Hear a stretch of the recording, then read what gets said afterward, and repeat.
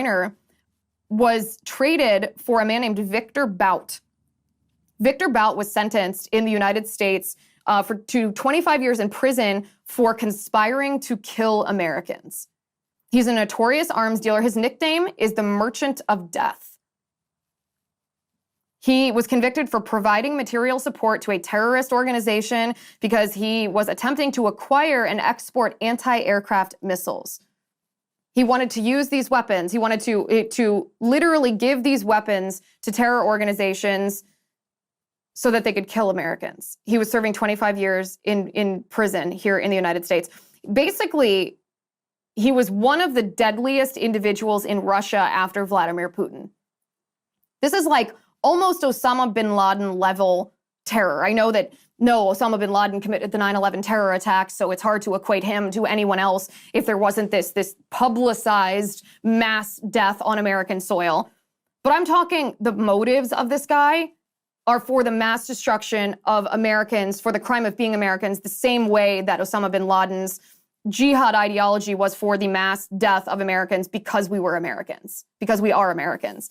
This guy is obviously incredibly close to Vladimir Putin. And this is the thing. This is what Vladimir Putin does, is he sometimes unfairly holds American citizens, maybe sentences them heavily for less serious crimes so that he can use them as bargaining chips to free much more powerful, much more dangerous criminals that the United States has in custody. And that's exactly what happened. That's exactly what happened here, because we have former U.S. Marine Paul Whelan, who is also being held in prison by the Russians, and he was just left out of this deal.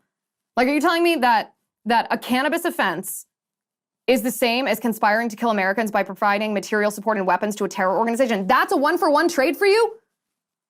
I don't think so. I don't think so. And just to contrast the Biden administration's extremely poor negotiation here that has left an American citizen still incarcerated in Russia, contrast this with what President Trump did with Kim Jong-un, the dictator of North Korea. Kim Jong-un released 3 prisoners to Trump without Trump making any concessions. It was just Trump convinced Kim Jong-un to release these prisoners as a goodwill gesture to the United States. That's what we had under Trump. This is what we had. This is what we have in the Biden administration.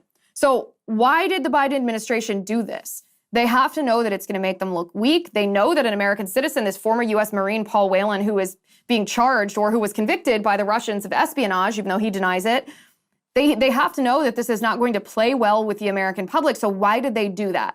Well, Karine Jean-Pierre, the press secretary for the Biden administration, gave at least one version of the answer to that. Treat Paul Whelan differently given the nature of the totally illegitimate charges they have levied against Paul. Unfortunately, the choice became to either bring Brittany home or no one.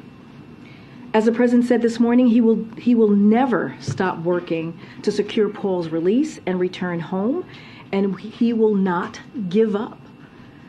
On a personal note, Brittany is more than an athlete, more than an Olympian. She is an important role model and inspiration to millions of Americans, particularly the LGBTQI plus Americans and women of color. She should never have been detained by Russia. And I am deeply proud of the work that the president has done. And there you have it. The 3 reasons.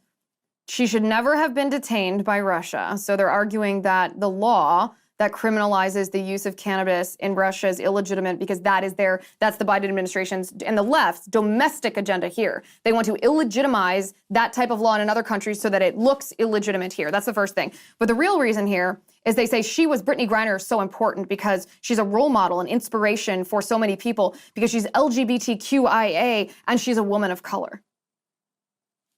Oh, okay. So you're using her as a puppet. So you use these supposedly immutable characteristics, this LGBTQIA status or identity, and the color of her skin to choose that she was more important than a former U.S. Marine.